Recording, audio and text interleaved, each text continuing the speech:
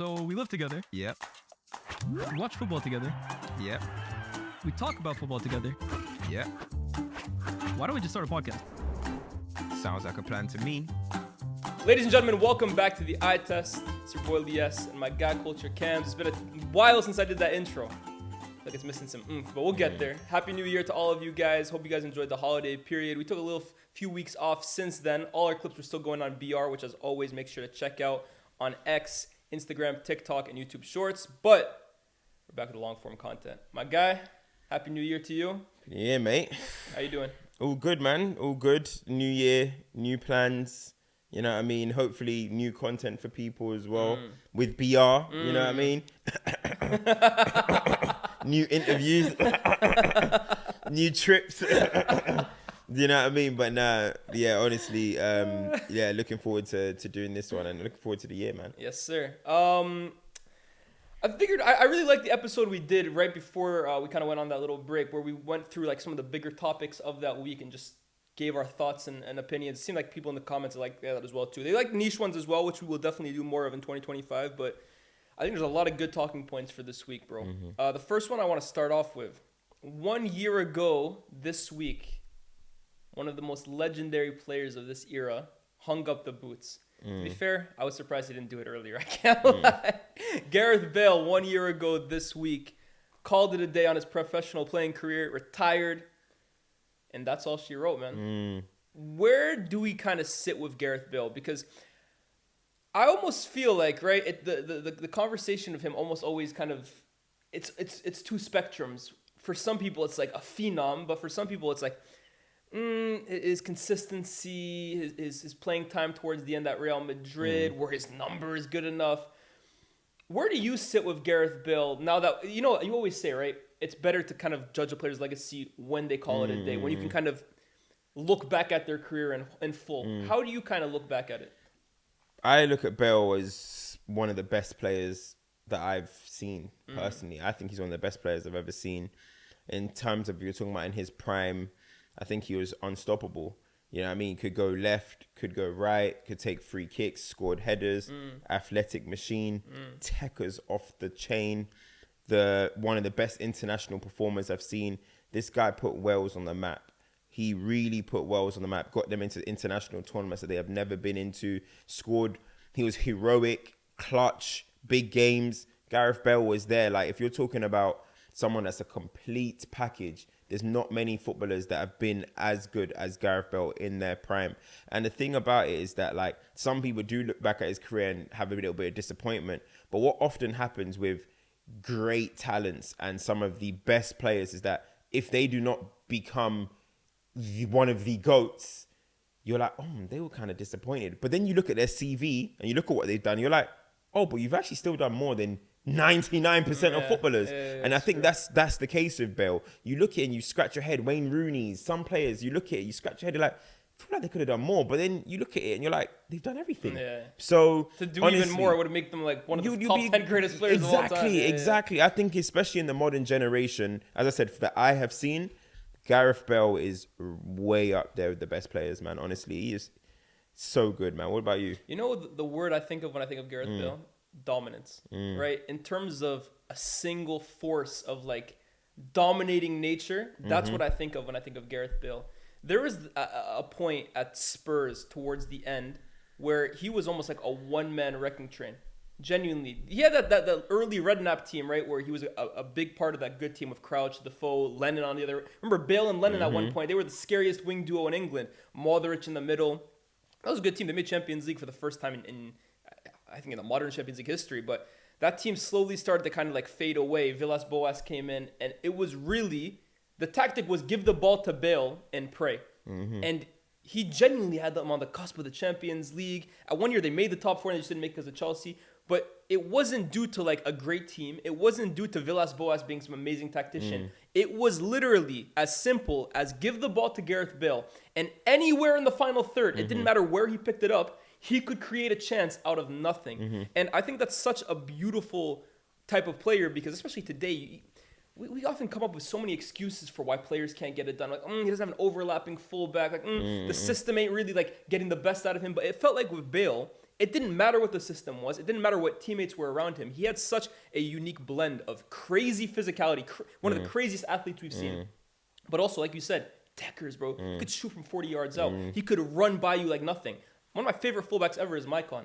I literally witnessed him like retire Maicon. That performance, both at the San Siro when he scored a hat-trick and then at White Hart Lane, it's iconic, bro. That put him on the map. The thing is, I think like with him as well is that you said dominance. I say X factor for Bale. I just think he was just like literally like you need a moment. You know Gareth Bale's going to do it. So much so that it became a point where it was just put Gareth Bale on the pitch. There was a point where he was paying 10 for Spurs. Yeah. Now, if you look at his profile, you ain't a 10, brother. But he just did it because it was just, let's get this guy on the pitch anywhere where he can be so dangerous. And I also think, you know, everyone thinks about his final goals for Real Madrid, which is obviously iconic moments, like the overhead kick, one of the best goals ever. The goal against Atleti, which brought La Decima pretty much, or kept it alive.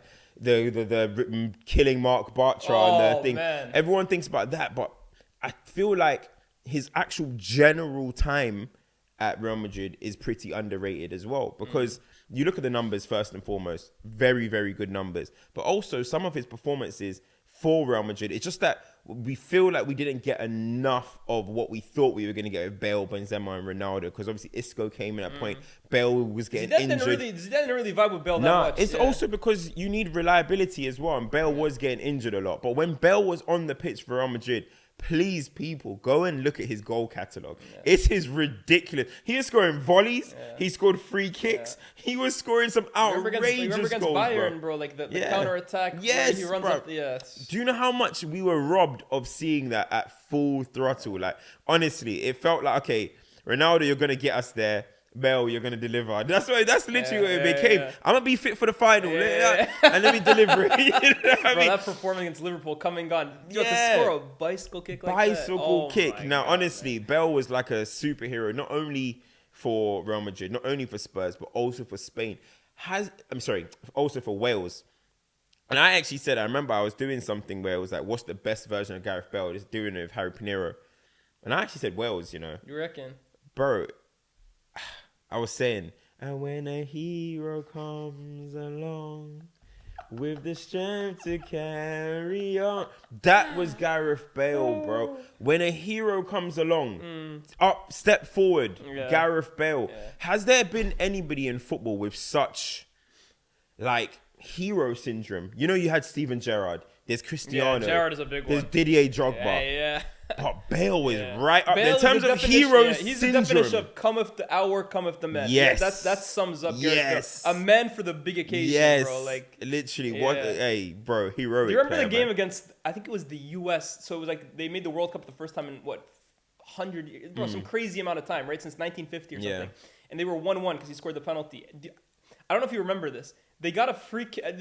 He picked up the ball at like the halfway line, last kick of the game, and he went for fucking goal and almost scored it, bro. And everyone's like, yo, I actually thought Bale was going to score that, bro. You know what's crazy as well? Let me tell you why Bale is even crazier.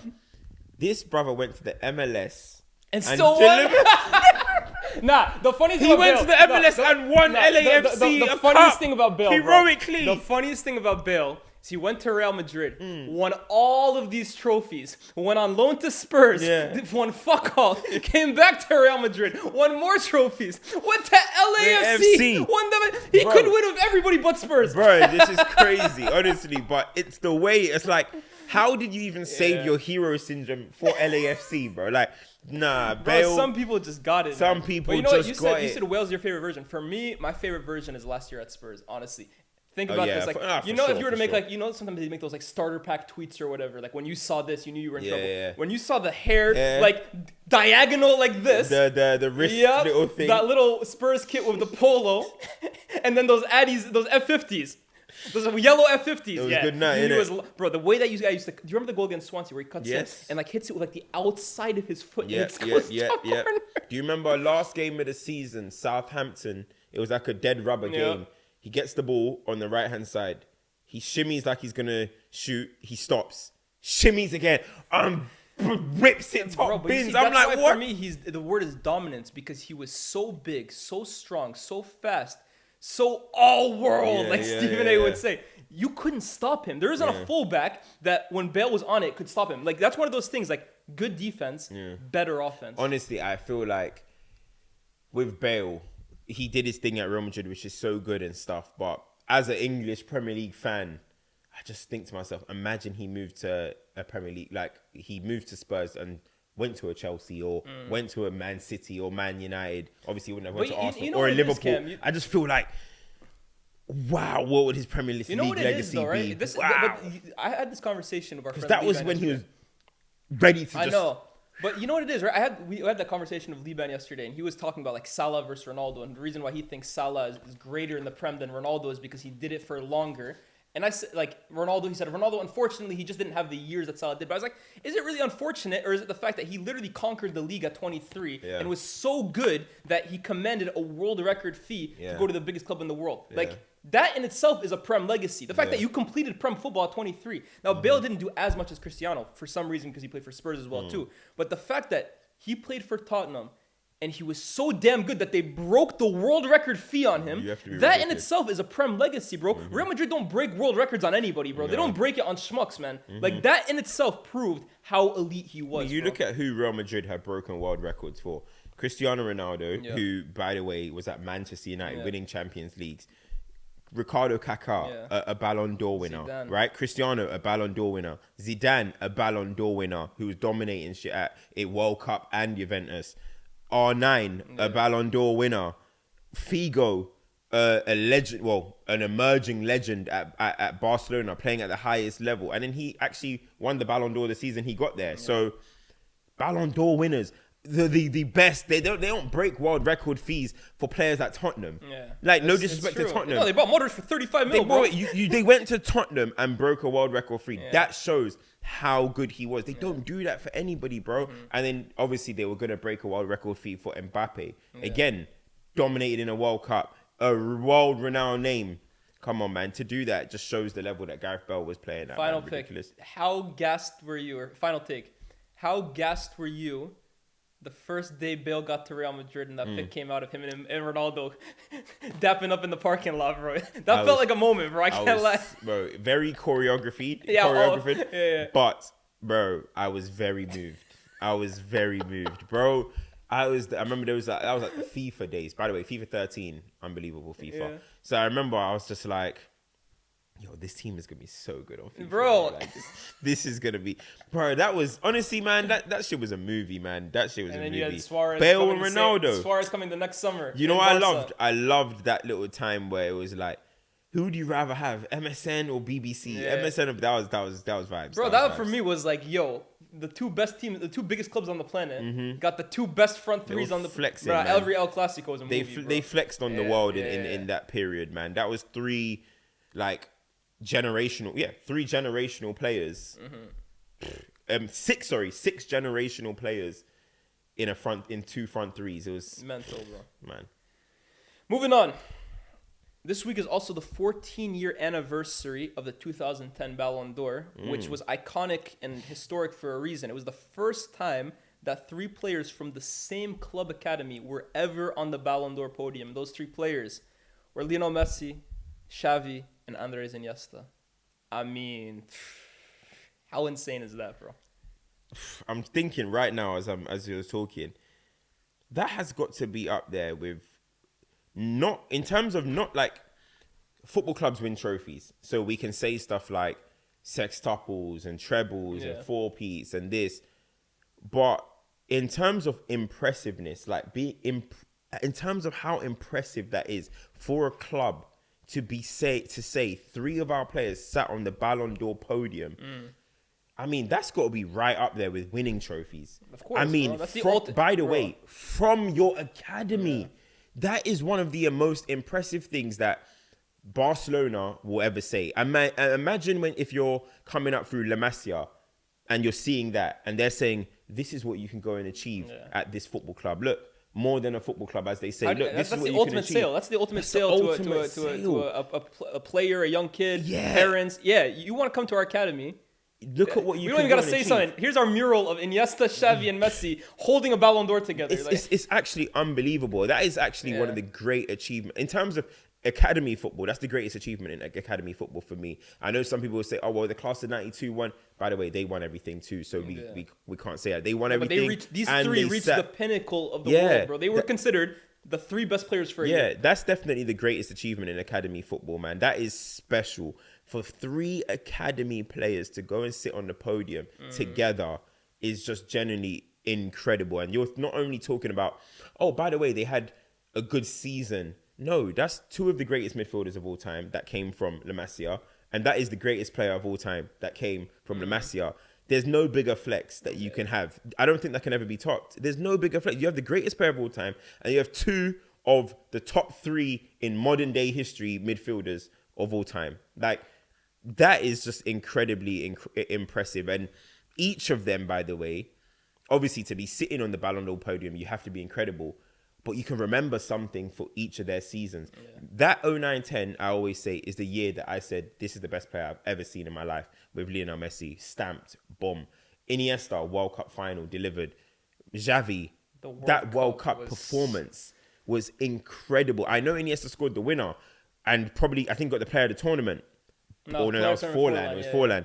But Xavi's performances in that final and the semi-final and just in general, it was generational stuff. It was metronomic, man. It was generational stuff. Like, honestly, man, like, wow. That was like, wow, man. That's just quality and talent at its peak, bro. It's so good, bro. That's like the ultimate rubber stamp, bro. Like you said, like, that's how you stamp your academy. Like, that's it right there. They don't have to produce another player for the next 100 years. And they do. That's the thing. They still keep producing. They're like, hey, here's Lamine Yamal. Here, go 4 more. You have some more, bro. Here's Lamine. Bro. Silly. It's actually crazy, man. And like Barca, I mean, that whole era, to be honest with you, that team that they had, you still had Piqué that was from there. Fabregas is from the academy. Like, that Pedro Rodriguez, Busquets. Like, I've got a question, actually, which you might have to research. I don't know. How many times has a team had multiple players on the Balon D'Or on the Balon D'Or? I know Neymar and Messi in the same year. Neymar did it one year. Barcelona.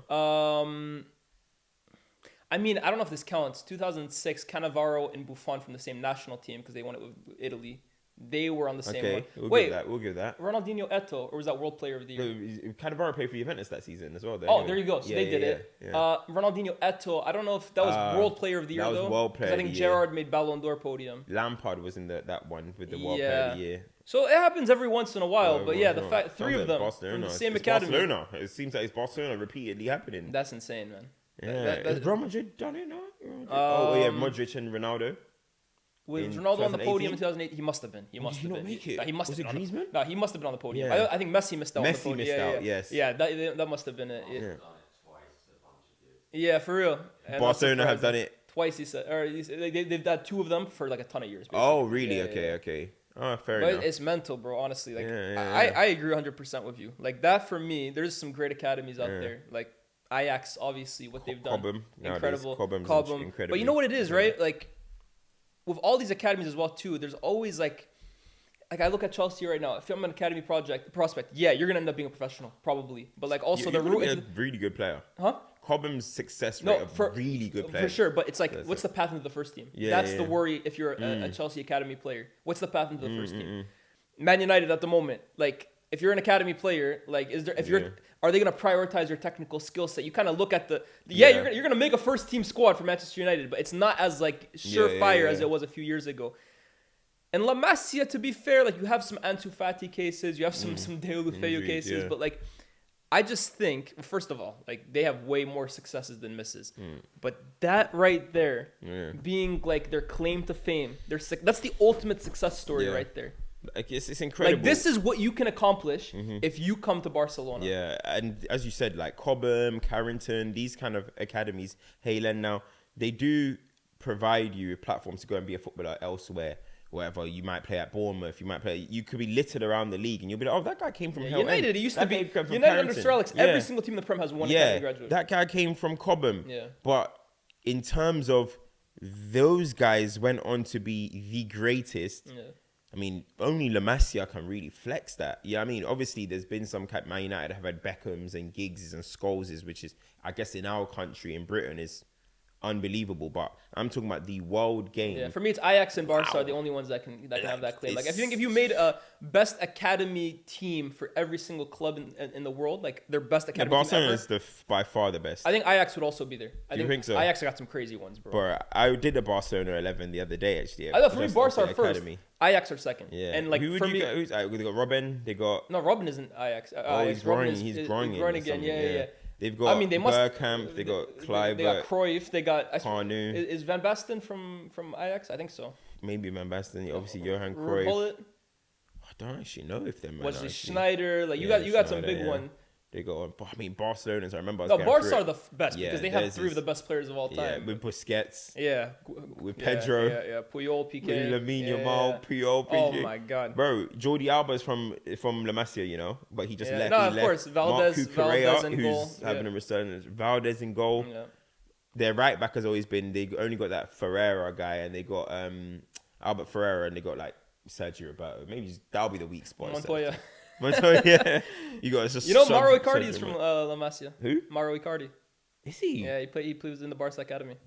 Andre Onana is from the academy. Give me Valdez, man. I'm just saying, bro. Give me Valdez. Was Pinto from the academy too? Give me Pinto over that guy, bro. Hey, the world's greatest bodyguard. I was Messi's bodyguard before. The Ajax, this they got random Van guy. der Sar in goal. Yeah. They got De Boer. Overmars? Is Overmars from the academy? Probably, bro. I don't want to say in case they're from like Twente or something like that. Yeah. But I think so, bro. Like Edgar Davids, like Kluivert. Bro, Ajax is definitely second, man, because the amount of players they provide for the rest of the world. Oh my goodness, man. But that's our little kind of soliloquy for Barca, man. That's an incredible achievement that I don't know if it's ever going to be replicated again, man. Unless we get Yamal Kubarsi and Fermin Lopez. I ain't holding my breath, man. Hey. Let's go to a more recent topic, right? We're going to talk about one of the hottest players form-wise in the Prem at the moment. And that's Alexander Isak. Oof. I think the stat at the moment is 11 goals in his last 11 games. Something absolutely crazy like that. But he has to be right now the player developing into the best striker in the league on current trajectory. Mm-hmm. He looks like destined for superstardom. He's incredible, honestly. Isak is incredible. I mean, you look at Isak and he's looking at one of them players that like he could play for any team in the world. Mm-hmm. Now that doesn't mean I'm saying right now he'll start for every team in the world. I can't bother to go through every striker's list.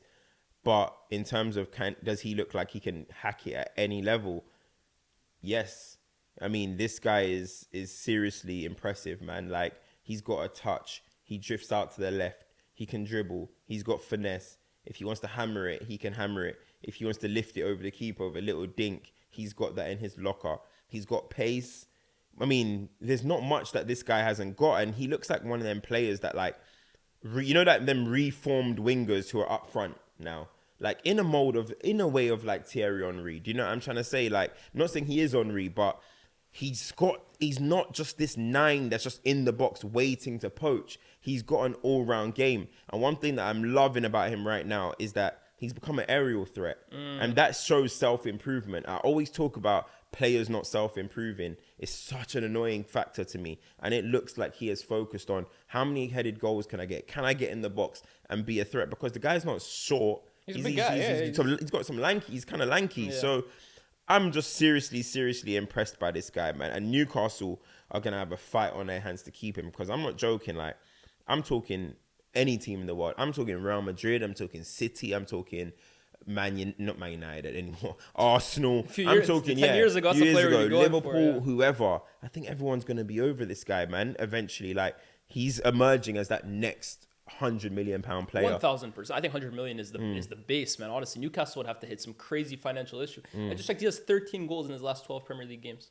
Like, the guy is on. He's one of the best goal scoring ratios in Prem history, bro. And to be fair, it's like you said, it's carried on from the last 2 years where his numbers have actually been really, really good. Last season, that second half of the year, he got nominated for Premier League Player of the Year last year, and I was actually one of the people saying, he had an amazing second half of the season, but first half not so much. But that second half of the season was insane. 20 goals, right? He carried that into this season, where again his form is ridiculous, and he's competing with the best goal scorers in the league on a numbers front. But then you add the general play aspect of it. And this is like where, for me, it's like, wow, about damn time we have a center forward that can match the two of them at an absolute elite level. That's not a shot at anyone, but this is what it looks like, ladies and gentlemen. And I honestly think, right, at the moment, the gold standard is still Haaland, because as much as I love what Isak is doing, Haaland has shown me he can score 50 goals in a year. And when we talk about value for all attributes and stuff like that, bro, 50 goals is very tough to kind of surpass. But if Isak is a player that is potentially hitting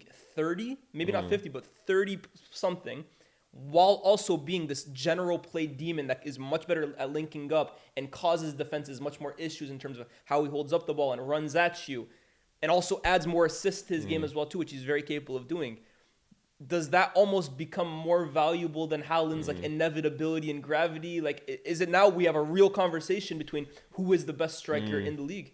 Yeah, I mean, look, some of the best strikers in the world or didn't score 50 goals, even in the past. Sergio Aguero's and Drogba and even Rooney's and say who's the top strikers? Like they didn't all score 50. I mean, 50 at some was like groundbreaking. Loa started making it look like a common thing. Zlatan did it once. Zlatan did it at PSG, but I think Benzema in his final in that great season scored about 40s and stuff. But obviously numbers started inflating as time went on. But 50 goals isn't a normal thing. You know what I'm trying to say? So I'm not somebody that says, oh, if you're not hitting 50, you can't be the best striker in the world. But I think that's the argument. Not the if case. you have a guy who is capable of I mean, 50 and 30 as a striker, that's 20 goals. That's a But big my point gap. is, if you have, like, I agree with you. It never used to be normal. But that's why when Haaland hit 50, and then last year, even injured, I think had hit 30-something. And, like, even in a bad season like this year, he's probably still going to hit 30-something. So these are bad, okay seasons for Haaland. Like, you have a guy now who is fully capable of hitting 50 if he stays fit and his team is fired. The thing is, right, you look at it, as you said, it's all about value. Like, with how Haaland is, for example, you have to give me 50 if you're playing like that. That's the reality. That's a good point. It's like, you might not have to give me 50 if you're going to play and hold up and flick on and drift to the left and genuinely impact the game in different ways. Other people are going to be going in your spaces and they might score. So this is stuff that maybe you might not be able to value or quantify through numbers. But I guess when you're looking at the game, it's a little bit different. But if you're playing like how Haaland is, where it's like some games he's ending the match with 9 touches, I'm going to need 50 goals, bro. Yeah, because if Haaland is giving me 25 goals playing like that, I'm going to be like... Yeah, what's the handoff? Yeah, exactly. Is the risk? Yeah, Exactly. No, that's actually a really good point. I didn't think about that, to be fair. And the thing for me is, right, I always tell you, right, the way I value players, how do you help your team win? And in Haaland's case, it's putting the ball in the back of the net. I'm not going to... Let me say something, sorry. Yeah, go ahead. Just so to... You look at the team of the year this year. Yeah. No one was putting Haaland, despite him scoring more goals than everyone other than Mo Salah. Why is that? Well, in the Prem. Yeah. Like, if we're making a Prem team people this season right now. Team season. People did not have Haaland in the team. Gary Neville didn't. Carragher didn't. I wouldn't and when either. people I did, wouldn't either. You wouldn't either. Why? Well, to be fair, though, his numbers this year aren't clear of everybody else. Like, no, it's only Haaland above. It's only Salah above him, and he's got 17 Premier League goals. My point is, like, it's not. That's my whole thing. This is what I'm saying. But this is my whole thing, though, right? So right now the goals are similar, and Yeah. that's when you take everything else Isak has kind of there. But my point is, this is a bad season for Haaland. This is an amazing. Is it a bad season or is it? Yeah, it's a bad season for Haaland, bro. He went like he did similar numbers last season, but he was injured a lot more, bro. This year he's actually going through like goalless droughts and stuff like that. Like. But it's the thing, though. My point is, if Haaland has 26 right now, we're not saying... Like, the only reason Haaland's not in there is because his goals are similar to everybody else's, and he's But do you remember the same case happened last season, though? Haaland was running away with top scorer, and people were still not putting him in their team leaders. And people were saying, come on, you can't not have the Golden Boot. In the end, I was like, come on, he won the Golden Boot. He has to be in there. But I'm just trying to show that unless he's doing mind-boggling numbers... people are going to look at Erling Haaland and be like, well, other people can offer more. Do you know what I mean? And it kind of brings him down to Isak's, and Kane does crazy numbers, of course. But, for example, Harry Kane, he didn't break no Premier League record or anything like that. If Harry Kane scored 25 league goals, but was dropping deep, assisting Son and all that type of stuff, and Haaland scored 35. Kane and his absolute pomp you're talking about. Yes. Like 16, 17 Kane or let's whatever. say he scored 29... Haaland scored 27 last season. Kane scored 29 or 30, and we're like, oh my God, Haaland scored 27 in a bad season. Yeah. But when you're looking at the way they were playing, it's incomparable. Or even that season when Kane got Golden Boot and playmaker. I think he got 2020 or 2021. Yeah. Yeah. You're looking at something like that and the way he played. He didn't score 30 and get 20 assists. He scored 20 something and got, let's say, 12 assists, 13 assists. If Haaland scored 30 goals that season, playing the way he does, and Kane done that, you're going to say Kane's the better striker. That's just the way people is, isn't it? I don't know if I would, to be fair. You wouldn't. For me, like I was going to say, it's all about how do you help your team win? Like, what's the value you're bringing on the pitch? Isak is a weird situation right now because he's harmed by the fact he plays for Newcastle. And we don't get to see him play in the biggest games of the year. We don't get to see him play in the Champions. I mean, we did it last year, but we don't get to see him play in the Champions League. To be fair, it's similar to Haaland at Dortmund. Like, Haaland was putting up crazy numbers at Dortmund too, and it's big club bias here, but because he wasn't doing it at the elite stage, he wasn't given the elite platform to do it, we never had him over Benzema or Lewa. So and I think it's going to happen, I can't wait to see Isak on a bigger stage, playing the big knockout games in the Champions League, playing title deciders against Haaland, getting to see who kind of comes out into those battles.